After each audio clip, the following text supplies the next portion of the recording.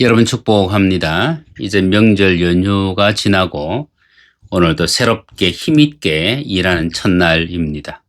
명절에 있었던 그 즐거움만큼 오늘도 여러분들의 삶 속의 즐거움으로 더 충만하기를 원하면서 오늘 69쪽에서 봅니다. 감동입니다.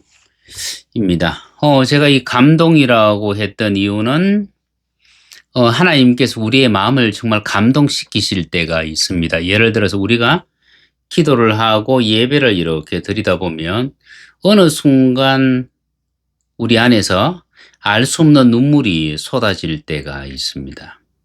그것이 어떤 영의 애통인지 아니면 우리 혼의 가식인지 우리는 그것을 다 알지는 못해요. 근데 여러분, 영의 애통이라면은 하나님께서 그를 기뻐하시는 것이고, 혼의 가식이라 그러면 내 안에 있는 혼 속에 있는 악이 정체를 드러내는 거예요. 이기 때문에 영의 애통이 되었던 혼의 가식이 되었던 일단 실컷 눈물을 흘리고 난 뒤에 보면 영의 애통이라면 하나님께서 정말 기뻐하셔서 축복하시고, 혼의 가식이라 그러면 하나님께서 그 악을 덜쳐내세요. 우리 치유 사역을 하시는 사역자분들이 이제 사역을 하시다가 이 눈물을 흘리든지 하는 것을 보면 자꾸 이것을 영이니 혼이니 자꾸 구분을 하시고 책망을 하려고 해요.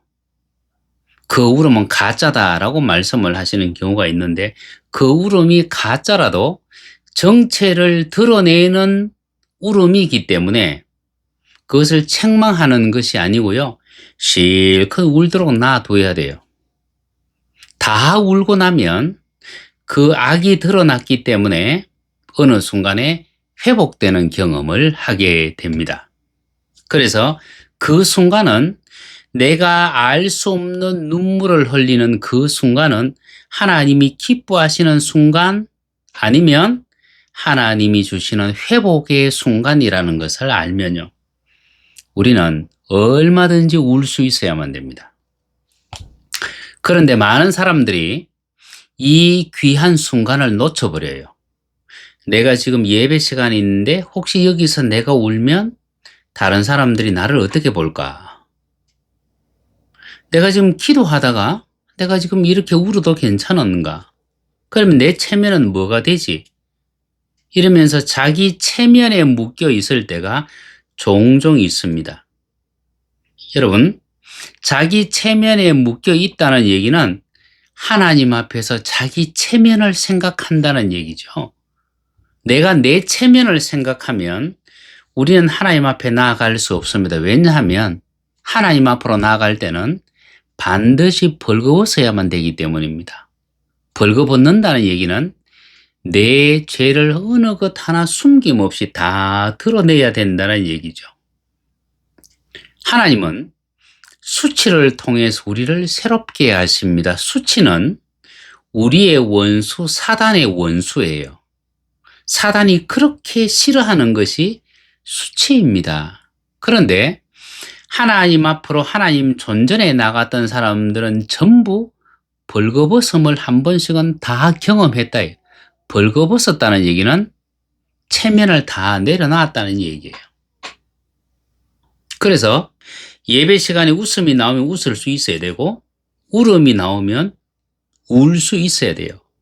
왜냐하면 감동을 주시는 분도 하나님, 애통을 주시는 분도 하나님이세요. 하나님께서 예배의 주인이시라면 그 예배 시간에 일어나는 모든 것은, 내가 의도하지 아니했는데 내 속에서 일어나는 모든 것은 하나님의 의도라고 생각하시면 돼요. 그것이 옳다 그르다를 판단하는 것은 내가 나의 주인이 되는 겁니다. 그런데 옳다 그르다를 판단하지 아니하고 하나님께 맡긴다 그러면 하나님께서 나의 주인이 되시는 겁니다. 세 번째 챕터 봅니다. 예수님이 말씀하신 것처럼 저가 내 안에, 내가 저 안에 있는 방법은 우리의 생각과 고정관념을 깨트리는 겁니다. 우리는 이것을 포기하면 자기 존재가 사라지는 줄 아는데, 그런데 이것을 포기할 때 우리는 새로워질 수 있습니다. 여러분, 우리의 생각과 우리의 고정관념, 사실 우리가 하나님 앞에서 변화를 경험하지 못하는 것은 우리가 우리의 생각과 이 고정관념을 붙잡고 있기 때문이거든요. 여러분, 내가 나를 비우지 아니하고는 내 안에 새로운 것으로 채울 수 없어요. 그죠? 그것이 물질이든 비물질이든 마찬가지입니다. 비워야만 새로운 것으로 채워질 수 있습니다. 비우지 아니하면 새로운 것과 섞여버리기 때문이에요. 동시에 내가 바꾸지 않으면 우리는 새로운 목적지에 도달할 수 없습니다. 우리는 하나님 앞에서 어떤 과오를 범하느냐 하면, 내가 오늘 수학 문제를 풀기 위해서 공식을 잘못 적용해서 정답이 틀렸습니다. 그러면 다시 문제를 풀 때는 다른 공식을 적용해야 돼요. 그런데 그리스도 예수 안에 들어와 있는 사람들이 실수하는 것이 뭐냐면, 똑같은 공식을 적용하면서 정답이 맞기를 바래요. 이것은 우리의 생각, 우리의 행실을 고치지 않는다는 얘기입니다. 생각을 고치지 않고 행실을 고치지 않으면서 하나님이 만족해하는 결과가 나타나기를 원해요. 그러면 우리는 결코 하나님에 의해 도달할 수 없습니다. 그럼에도 불구하고 내가 주 예수를 믿는다는 그 하나의 이유만 가지고 틀린 공식, 그것을 계속해서 적용하고 있다는 얘기죠. 그래서 우리는 믿음으로 구원을 얻는 것은 명확한 사실입니다. 그런데 믿음은 신앙생활의 시작일 뿐이에요. 그러면 신앙생활을 통해서 우리는 계속해서 우리를 변화시키고 성숙시켜 나가야 된다는 얘기죠. 그래서 그 밑에 우리가 바라보고 달려가야 할 곳은 예수님이십니다. 그 외의 것은 대부분 우리의 마음을 분주하게 하는 것들입니다. 하나님 앞에 서면 우리가 중요하게 생각하며 붙잡고 있던 것들이 아무것도 아니었다는 것을 알게 되어져요. 내가 중요하다고 생각하면서 붙잡고 있던 것들. 그런데 그것이 하나님 앞에 섰을 때는 아무것도 아닌데, 내가 하나님의 손에 딱 붙잡혀 버리면 내가 지금까지 손에 쥐고 있던 바로 그것이 제대로 쓰임새가 나타납니다.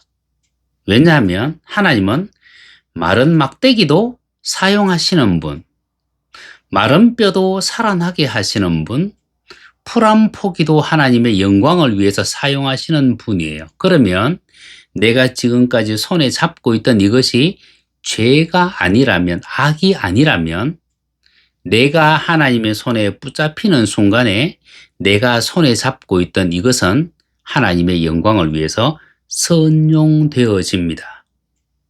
다만 우리가 하나님 앞에 섰을 때 우리가 손에 붙잡고 있던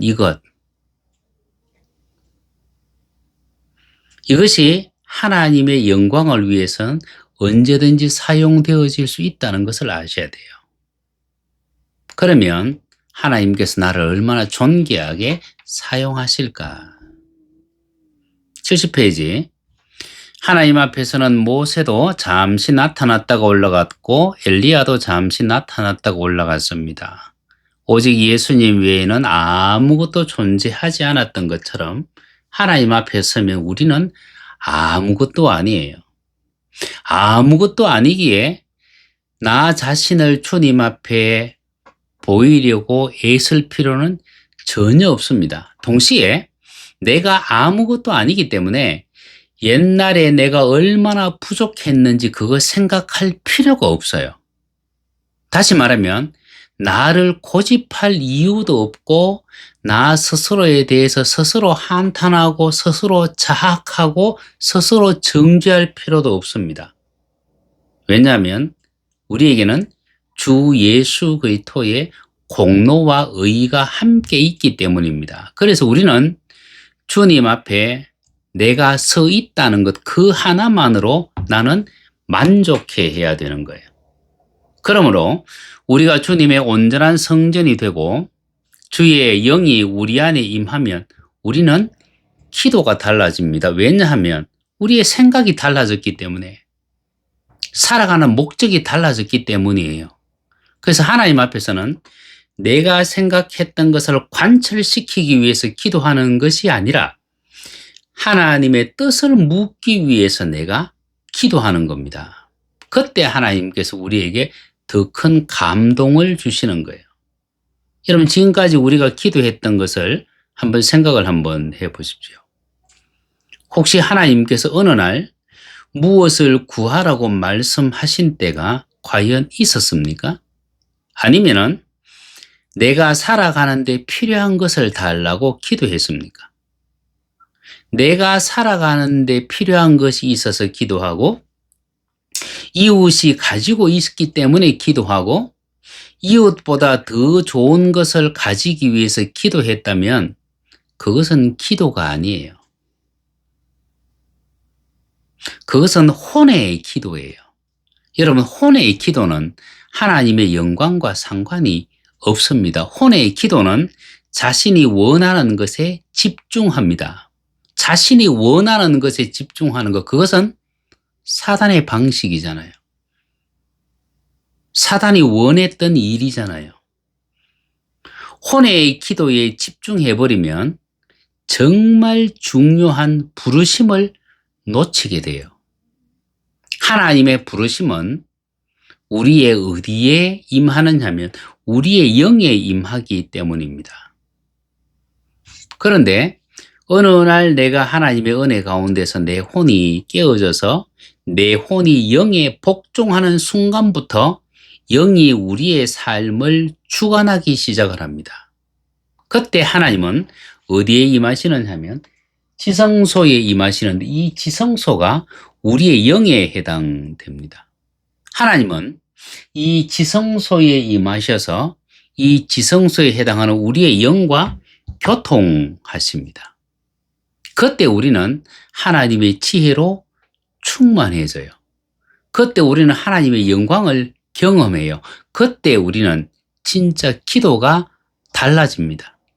여러분, 하나님을 배우지 못했을 때는 우리는 우리의 지성, 우리의 의지를 가지고 하나님 앞에 막 기도합니다.